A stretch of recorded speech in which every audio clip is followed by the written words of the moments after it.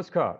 Welcome to the first online Kashmir festival organized by Global Kashmiri Pandit Diaspora in association with I Am Buddha. Today's session is KP Philanthropic Traditions. My name is Rajeev Kaul. I was born and partially raised in Habakadal, Srinagar. I currently live here in New York and I'm a practicing CPA, which is just like a chartered accountant is in India, and an investor in real estate, mostly focused on hospitality related real estate. For India in general, and for us Kashmiri Pandits in particular, philanthropy is not a new phenomenon. The culture of philanthropy is as old as our 5,000-year-old civilization. Bhagavad Gita says, one who enjoys abundance without sharing with others is indeed a thief. So charity and philanthropy has been an ethos of Kashmiri Pandits and traditions. Individuals and religious institutions have been contributing to the welfare of poor since antiquity. For us, for Kashmiri Pandits, Daan, which is giving, is an important part of one's dharma, which is religious duty. Dharma has a wide variety of meanings such as eternal law, duty, conduct, behavior, morality, and righteousness. Each person has a dharma towards family, society, the world, and all living beings. Dharma needs to be seen within the framework of traditional extended Hindu family, which is, believe it or not, the original welfare state. Western world started this welfare state concept in 15th and 16th century, but we have known this all along in our traditions and in our culture. So what we are going to do today um, is talk about KP Philanthropic Traditions, and we have organized a unique panel. And our panelists, all three of them, are successful businessmen, but more importantly, they have this unique characteristics, which is they have contributed and supported community initiatives, charitable giving, supporting people in need without seeking any recognition, awards, or fame in return. So there are three of them tonight with us, and I'm going to introduce all three of them one by one, and then we will go around the table and ask and seek their own unique perspective. First, Oneil Khosa, who joins us from Florida, USA. He is an entrepreneur, banker, and a licensed merchant marine officer, presently CEO and owner of Bahamas Paradise Cruise Line. He was investment banker with DVB Bank, one of the largest lenders for the transportation industry globally. He was the first officer on the world's largest cruise ship in the year 2000 with Royal Caribbean Cruises. He has a master's degree from Rotterdam School of Management. So that's Oneil Khosa for you from Florida. Then second, we have Ashish Kachru, who joins us from DC area of United States. Ashish is a co-founder of Altruistic Health he started this company in 2007, and he has successfully led the evolution of the company from a startup to an industry leader. Prior to joining this company, or starting this company rather, he was a national director of business risk management with United Healthcare Group, where he managed more than 3 million Medicaid members in 20 states. Ashish has received the EY Entrepreneur of the Year award in the health category for the Mid-Atlantic region. He was named top 25 tech CEOs by the Northern Virginia Technology Council, and he is also a member of the Forbes Technology Council and regularly authors columns for Forbes Online. So that's Ashish from Virginia, USA, and he has, by the way, an MBA from University of Chicago Booth School. And Ashish, this is quite surprising that you are a Master Six Sigma Black Belt also, which is quite remarkable. Then we have Moti Kalji joining us from India, from Bombay, who is known to practically everybody in our community. In fact, I have met him also about 2 years ago, Motiji, I believe, right? Yeah, yeah, yeah. So he comes from a very illustrious family of KPs. His father was a well-known lawyer, Pandit R.N. Kaul. His wife, Mrs. Kaul, Mrs. Rita Kaul, is an accomplished singer and presently runs a music academy.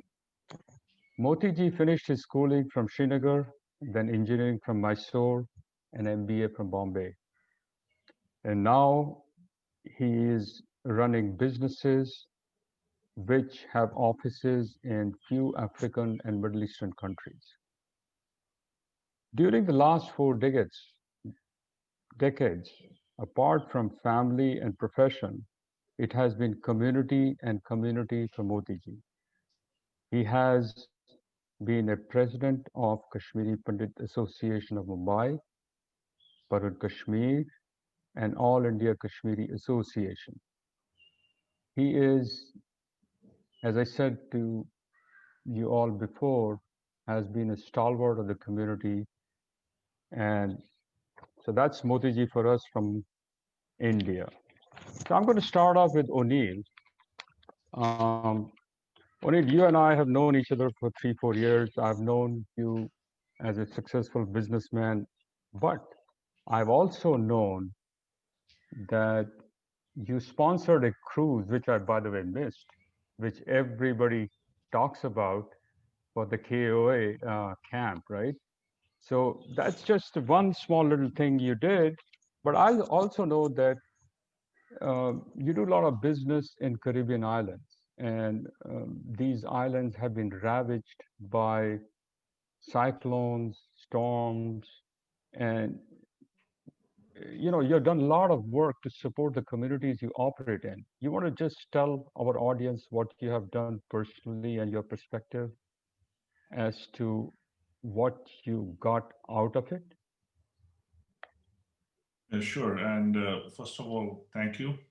Namaskar Motiji. Namaskar Ashish. How are you? Well, I was raised in a place named Jammu, south of Kashmir, as everyone knows.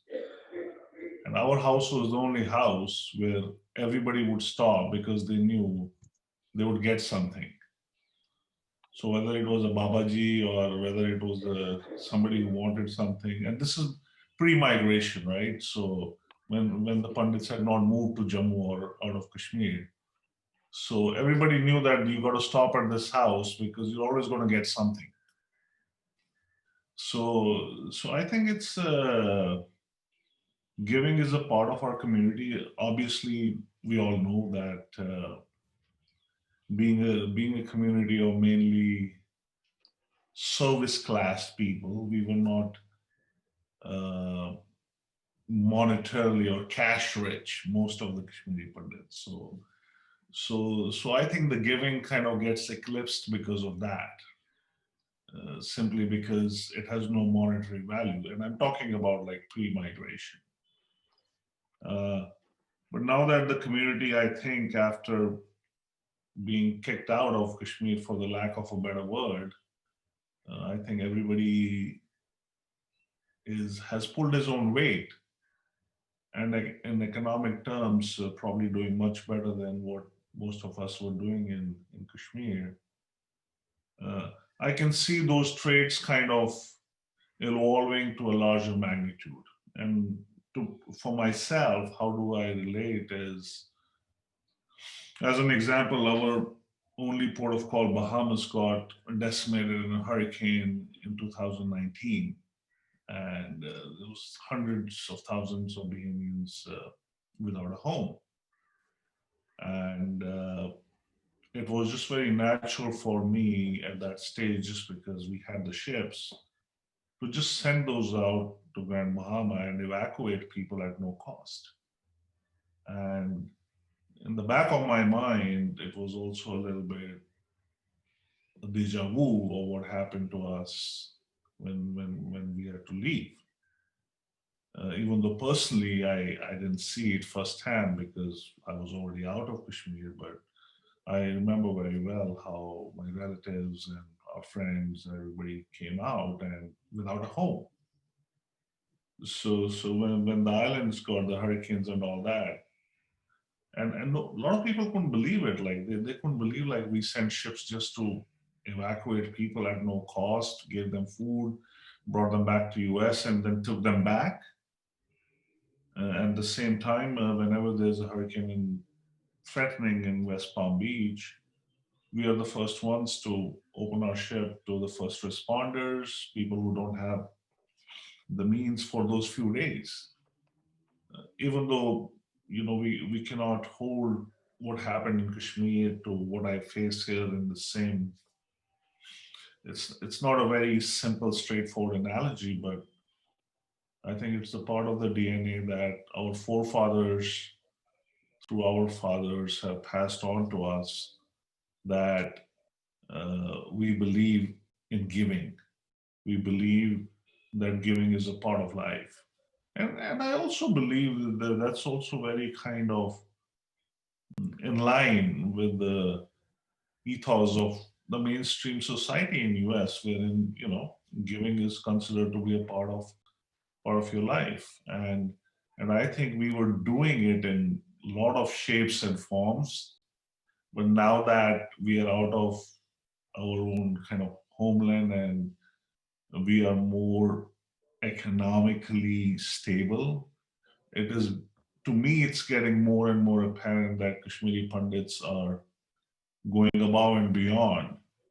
But I don't think it is starting now. It has been happening in a lot of shapes and forms always, and has become a part of our DNA, is how I want to put it.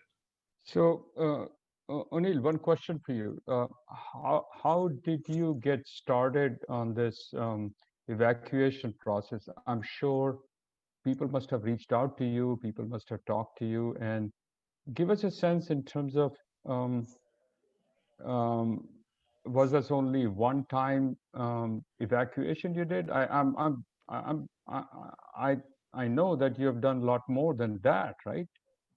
No, correct. It was not a one-time evacuation, and nobody reached out to us because it's not a part of the U.S. As you know, Bahamas is an independent country, and they have their own government and Right. their own structure. But the island of Grand Bahama is closer to the U.S. than mainland Bahamas, even though Bahamas is an island nation with almost 700 islands. This particular island is just 60 miles of Florida. So it just was so natural for us to go and help that we just decided we'll send the ship because we knew exactly what was happening. A lot of these people have been traveling with us for years. Right. So it was like, there was something happening in your backyard and you didn't need anyone else to come and tell you to help. It was kind of a situation like that. But all these things are expensive, just to put it mildly. And to send a ship to evacuate thousands of people and then to take them back and then keep doing it. It was an unbelievable period that I have never seen anything like this in my life. And the whole community in Palm Beach, the doctors, the nurses, we became a medium through which the islands got their survival. And there was an unbelievable level of philanthropy, like people who had got nothing to do for like absolutely selfless service. was a very humbling experience. As much as I feel proud of being a part of doing that, but I think I'm more proud for the people who jumped on the ship. For at least I had a business, right? We had a commercial obligation, or rather a commercial history with the islands. But a lot of the doctors, the nurses, the paramedics who jumped on the ship, thousands of them, and they would just get down, and without even knowing where they were going, they would spend days uh, reaching out to these people who were either trapped in their homes or just had receding water lines or were looking for food and water.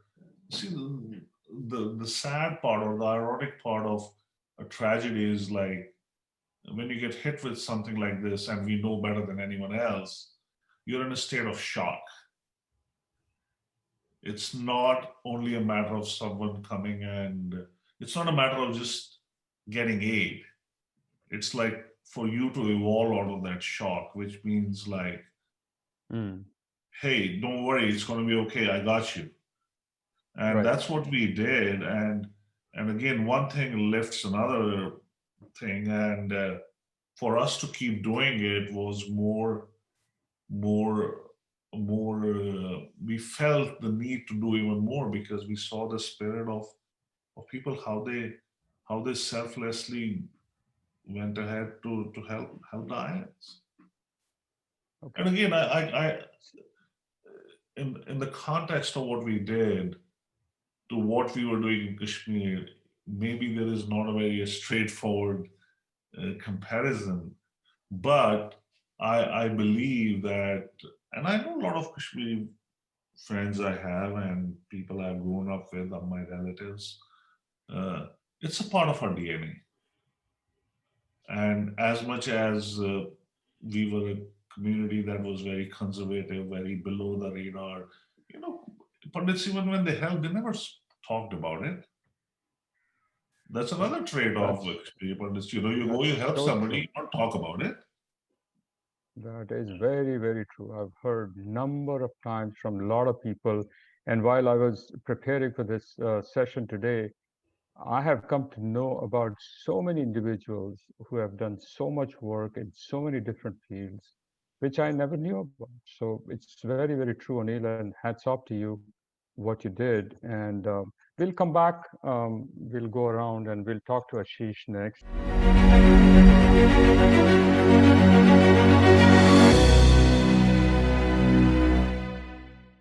Ashish, as we all know, is a very successful businessman in the healthcare. And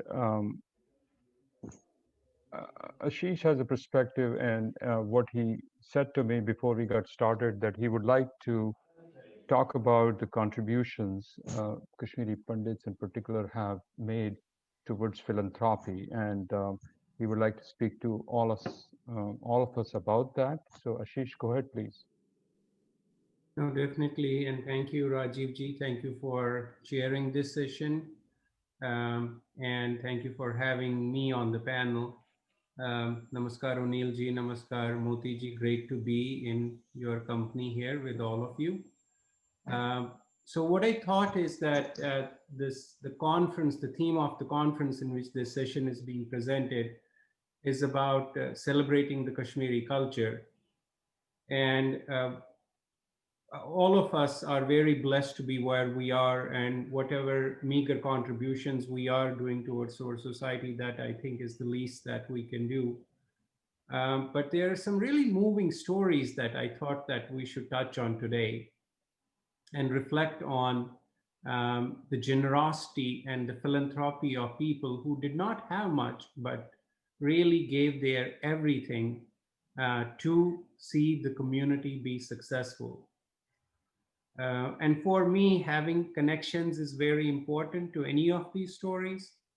Um, my friend Saurabh Sopori, who I went to school with in Srinagar in Bisku School, he is son of Bhajan Sopori, who we all know within the community as a very accomplished santurist as well as a singer. His Nanaji's father, which is like great-grandfather, was Sonakol Madan. Sonakol Madan apparently was an electrical contractor and a successful electrical contractor, and he had money. During 1942, if you can imagine, Sonakol Madan gave rupees 1 lakh to set up Hindu Education Foundation. Along with, he gave 1 lakh himself, and then there were 11 members of that foundation. One of them was the noted Kashmiri, who we all know,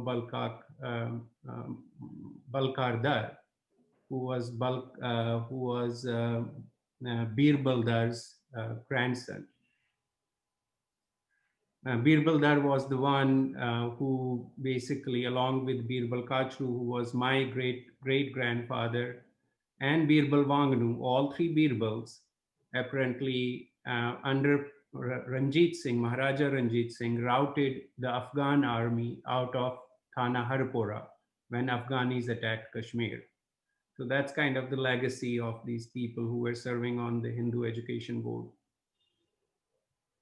And with that, they set up the Hindu College, which later became Gandhi College. Hindu College was set up for Kashmiri Pandits, those who could not seek admission in SP College. Shortly after Sonakol Madan, he died, but the legacy was then continued. This is a generational legacy where his son, D.N. Madan, then Professor D.N. Madan, who became the principal of Gandhi College, formerly called the Hindu College, continued that legacy, made it successful, got it accredited, worked with the University Grants Commission, and made it into a full-fledged university or college, degree college. And he did not stop. When he was near to his retirement, he decided to move to Jammu and set up Gandhi College, Jammu. As we know today, thousands of people, regardless of whether they are Hindus or Muslims or Dogras or from some other religion like Sikhs, they have graduated from this wonderful institution and are leading very successful lives. But it was the dedication of this father and son to see the cause of Kashmiri Pandits primarily at that point of time, and then spread the larger goodness with other religions as well, to get them to see them through a very critical period of their life where education is the best gift that you can give to anyone, and this institution keeps on giving that gift to this day. And there is another example in our Kashmiri kind of history, Pandit history, which was the Vishwa Bharati institution, which started, I am from Ranavari, and Ranavari, Kashmir, Jogilankar in Ranavari. That's where I was born. And that's where Vishwa Bharati started in 1951 as a kind of an elementary school, as a kindergarten school. And now it has, I think, 6 successful institutions, 2 across Jammu, 2 across Delhi and Noida area, and 2 in Srinagar. And it's a full BA educational college, BEd, what they call it, Bachelor's in Educational Degree. It's a BA college, Bachelor's in Arts college, and it has higher secondary institutions as well. And I'm very fortunate to be living with my dad here, so I get to hear lots of stories from him in my home. So I was asking him about Vishwa Bharati in preparation for this call, and he told me that, and he's personally attached to all of these people because he was in Ranavari, obviously. And it was started by people like Pranath Mia, Brijnath Mia, and others, but there was this guy who was by the name of Mr. Premnath Tusu. Now, as compared to Sonakol Madan, who was a successful electrical contractor and had means, this is a story about you don't necessarily have to have means to be philanthropic in your efforts. Premnath Tusu's skill was that he could type. They called him the Malaysian typer. I guess he was from Malaysia and he could type in. He was doing some typing job in Malaysia. And he bought a typewriter at a fire sale from Malaysia to this institution, to the Vishwa Bharati institution. Started typing letters. He could also write. Most Kashmiri Pandits, as we know, we were well read, we could write. Started writing letters to Government of India where they would match 75% of the grants for buildings and 25% had to be self-funded. They didn't necessarily have the 25%, but very creatively they were able to secure the 75% funding from Government of India and create some infrastructure to host these schools. I mean, one after another, amazing stories. Another story of one Mr. Lalaji who used to get paid rupees 260. At that time, I'm not sure exactly when, but when 260 meant a lot, it was before India's independence, during the British Raj. And he used to give 200 out of that 260 to people to get their daughters married. By the way, the Hindu Education Society also used to give funds to Kashmiri, poor Kashmiri girls so that they can get married and their dowry can also be paid, which was a tradition at that point of time. An unfortunate tradition, but nonetheless an important tradition at that time. And when I look at all of these people and I look at myself today, I feel like there is so much more with the means and what we have been able to achieve in this wonderful nation sitting here in the United States of America. There is so much more we can do. And the impact that philanthropy can have, especially when you set it up as an institution that kind of can be self-sufficient, the impact can be transgenerational and it can continue. And that's what really drives me. That's what gives me a lot of passion. That's why I even named my company Altruista, which is altruistic, which is selfless. Altruista is in Latin is, in English is altruistic, in Latin is altruista, which is selfless regard or devotion towards the service of others. And I feel very passionate about this subject of philanthropy and giving back to the community. I feel great when we hear that our efforts in healthcare have led to people with improved health outcomes and not being in the hospital so many times, leading independent lives. That's very satisfying and gratifying, and that lets me sleep well at night. Thank you, Rajiv ji, again for your question. You spoke very eloquently about, the unknown heroes of the past who have done so much for the community without being recognized, and people of limited means, like Mr. Tusu you talked about. And I was speaking to one of the other panelists who we all know who was supposed to join today and could not join. And I was talking to him this afternoon, and he was talking about one Mr. Bhatt.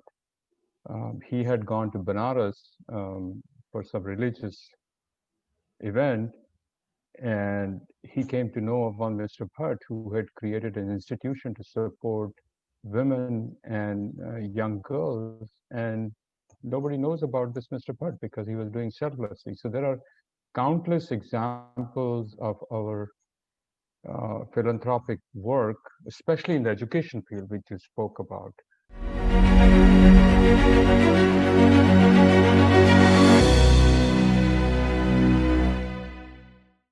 Now, I want to pick up the threads. You talked about institutions, creation of institutions. So nobody better than our dear Mr. Moti Kalji, who has been a leader since we were pushed out of Valley, or we were thrown out of Valley, whatever we want to call it, has created number of institutions for the welfare of, first for our community, and then he's gone on to build more institutions for India in general.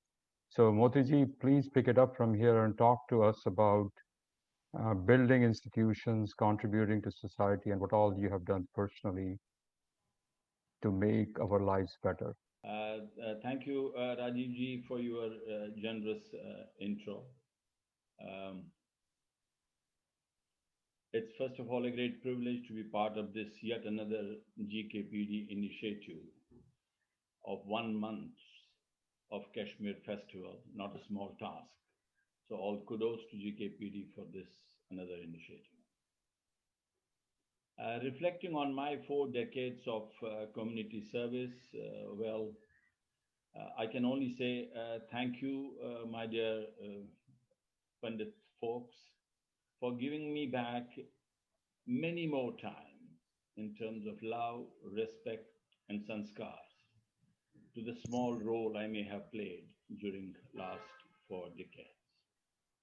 Of course, the zeal and the passion grew many-fold after the torturous exodus of ours in 1990.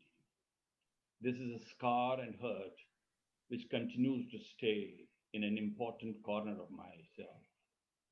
While do we navigate our lives?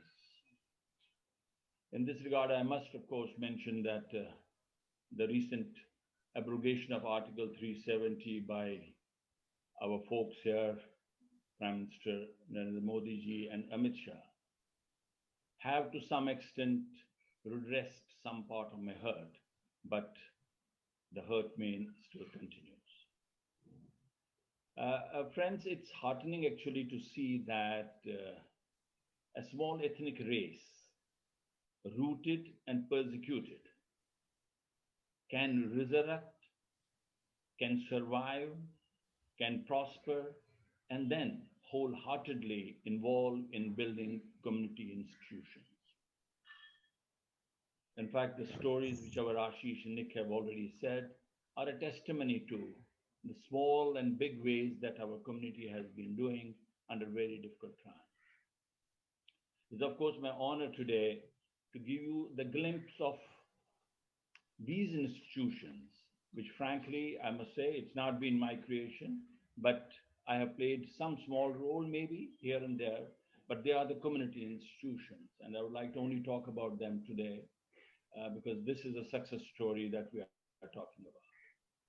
Unfortunately, I mean, due to the paucity of time, I'll be picking up only a few of them, but let me start with Kashmir Sevak Samaj Faridabad.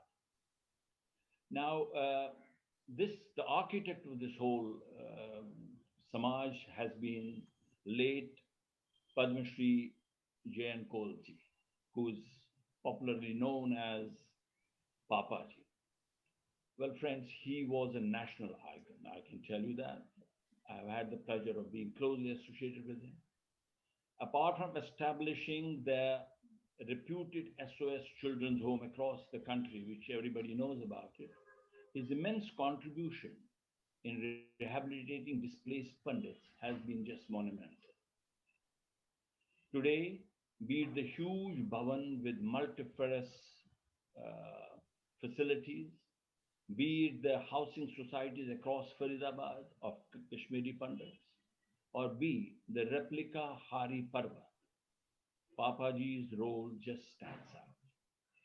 In fact, I would urge every KP, whosoever comes from wherever to Delhi, he must pay his respects to this man-made extraordinary masterpiece, Hari Parvat. I mean, it's something to be believed, to be seen, to be believed, that from where this great guy could think, conceive, and execute such a project. The second in my list is Shirya Bhatt Medical Mission, Jammu, and its architect, none other than Dr. K.L. Chaudhary, which I think every KP across the globe know him by name, and more so through the medical services that he's contributed immediately after the exodus. A multifaceted personality, a doctor, a poet, a social activist, political analyst, and many more. You'll be surprised that Shirya Bhatt started with a small dispensary and today has a lot of assets to it itself. But apart from that, the yeoman services which it rendered is something to be,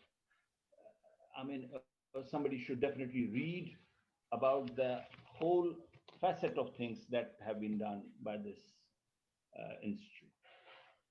Dr. Chaudhary and many eminent doctors, mind it, through this mission and his team have been serving the community since 1990.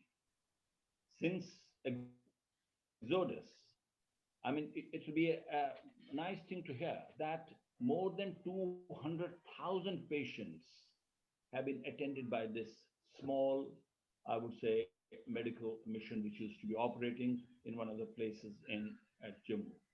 They conducted more than 131, doctors will appreciate it, medical camps across the Jammu, hepatitis B and whatnot.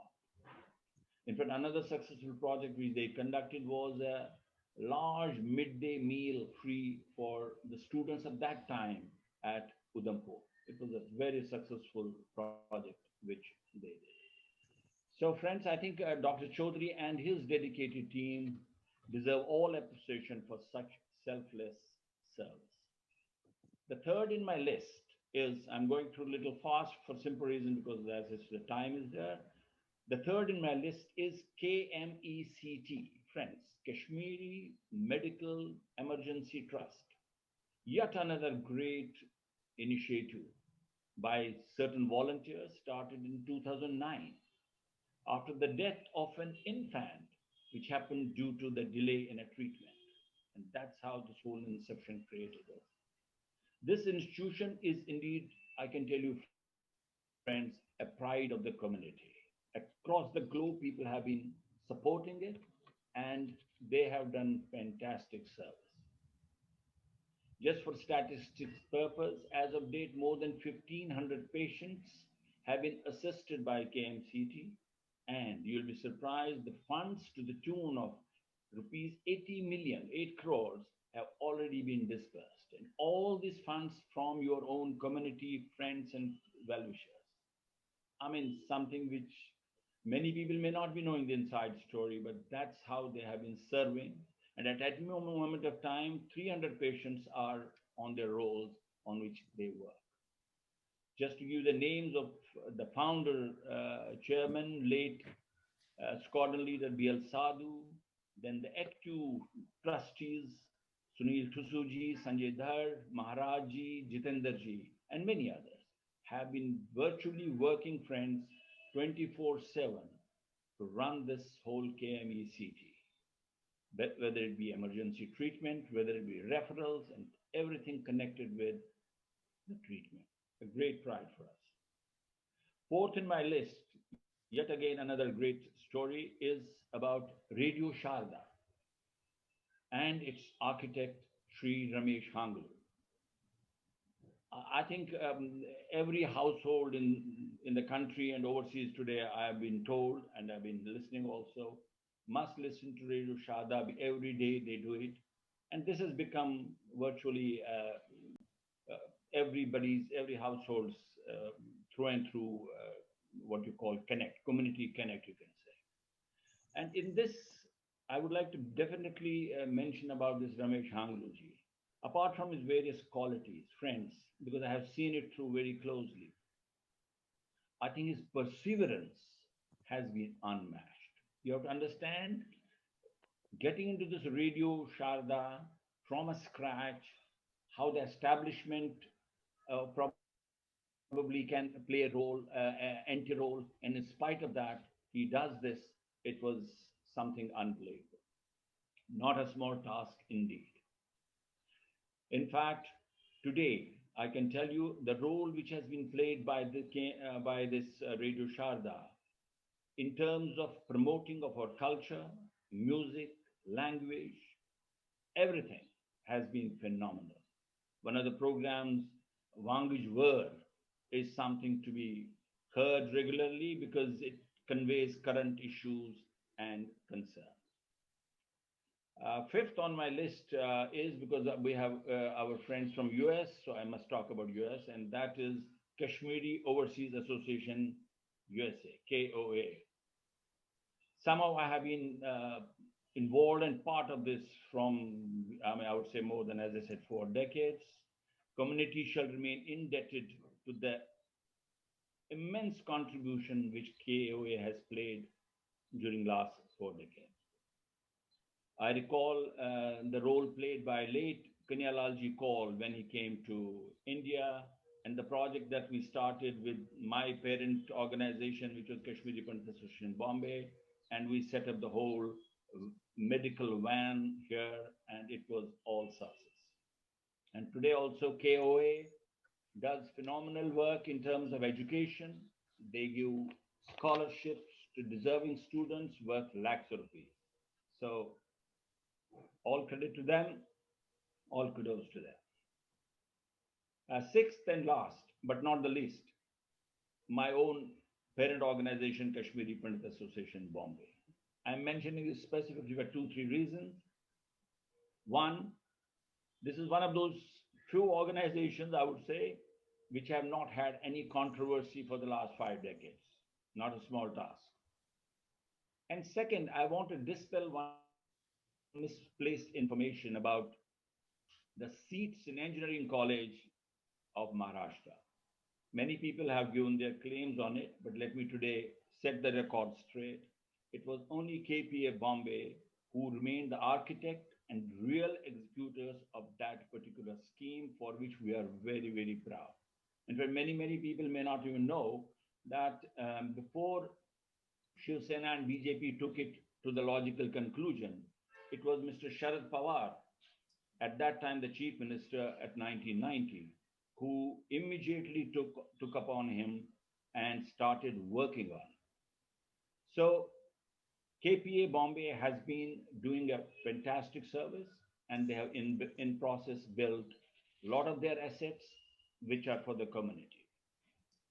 Friends, due to the paucity of time, as I said, I have not been able to address all the landmark institutions, but I just will add some more names for the namesake. We have All India Kashmiri Samaj, we have J&K Vichar Manch, we have Jammu Sabha, we have Pandit Premnath Memorial Trust, Jeshta Mata, and many more across the country who are doing fantastic service as far as our community is concerned. It has indeed been a privilege for me to have been associated in some small way with most of these institutions. While concluding with all humility, I bow to all these architects and their team members for building these institutions, and all the donors who have contributed in this, for achieving the unthinkable under the most trying circumstances. Thank you, Rajeevji, and thank you, everybody. Namaskar. Thank you, Motiji, for giving us a historical perspective on all these organizations and the tremendous work you personally have done. You were quite modest in saying that you have not played a significant role, but we all know you did. And we all know that we have a very limited amount of time. So I'll go around the table and ask each one of you. 2020 has been a challenging year for all of us in number of ways. And we are looking forward to a new year, a new beginning. Similarly, in the year 2020, as you said, Motiji, Article 370 was abrogated, and there is hope that things may change for our community and for India in general.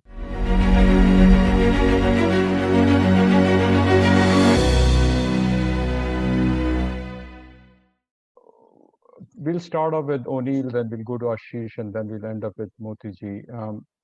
What is your hope for 2021 in general and for our community in particular? Just 2 minutes, each one of you, and that's where we are going to end. Well, most of my businesses are in travel and hospitality industry, so I hope the pain is less severe in 21. But I personally feel that as a community, there is no looking back for us. I do believe that there's a loss we have to live with forever, and the damage is irreparable, in my opinion. Mhm. But we have to just live with it. But I think the only good thing going for us is, like, I believe most of the people are okay wherever they are. And secondly, we are more stable. And thirdly, the social media is, I think, keeping the thing kind of alive. It would have been very difficult for the community to at least rebound and be connected if social media was not at at the level it is. And I hope that that plays the role of a catalyst, or keeps the thread intact going forward. But from a community perspective, I don't see a real problem. And 2021, hopefully, from any perspective, I think will be definitely better than 2020. Ashish ji? Being in the healthcare field, Moti ji, I have seen it from the front lines, the devastating impact that COVID had on our communities, on our society. It has been a horrendous year, especially when you are at the forefront of the stories that happened. For example, I wasn't personally, but our people were, our clients were, when the pandemic hit New York City, they were all caught unprepared. They didn't have any PPE. They didn't know how to deal with this virus. And they were still at the forefront of it, trying to deal with it. And some of them lost their lives while dealing with it, which was very painful. Some people I personally knew. It ravaged through many institutions where our clients were health insurers and providers. Their patients were in SNFs, skilled nursing facilities, nursing homes. And there was a 25-30% death rate in those facilities.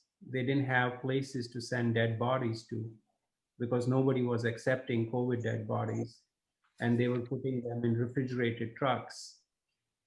And then the media comes out and makes a big deal. You are in New York City. The media made a big deal out of it. And it was really sad to see how the media positioned these wonderful institutions that are doing God's work. I mean, where else are they supposed to leave these dead bodies? Nobody is accepting them. They have refrigerated trucks behind these nursing homes, putting these dead bodies. It's a horrific sight, but that's the best they could do. And they are in the front and center of this COVID pandemic. I hope we don't have to deal with any of it in 2021. I really do. I hope the vaccine kind of takes care of this situation and builds immunity for people so that we don't have to see it shut down our society. And I'm particularly worried about, as not only for our community, but also the communities worldwide, the impact it's having on children, and they're able to build societal skills by not being able to interact with each other.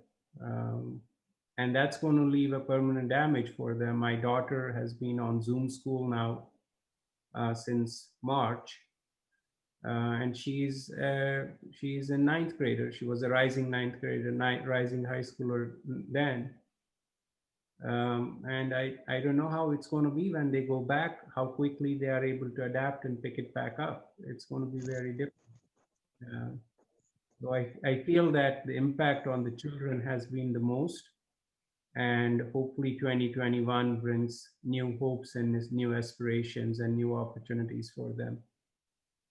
Sorry for taking a little longer to answer this, but it's very personal to me. No, we all have our own unique perspective. So there's nothing wrong in sharing what you are hoping it will be in 2021? Motiji, how about you?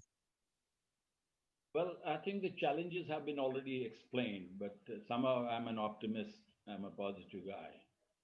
As far as my community is concerned, I think I can say in few things. One, I think individually, I think we have been doing well, so we should not be cribbing too much on that self.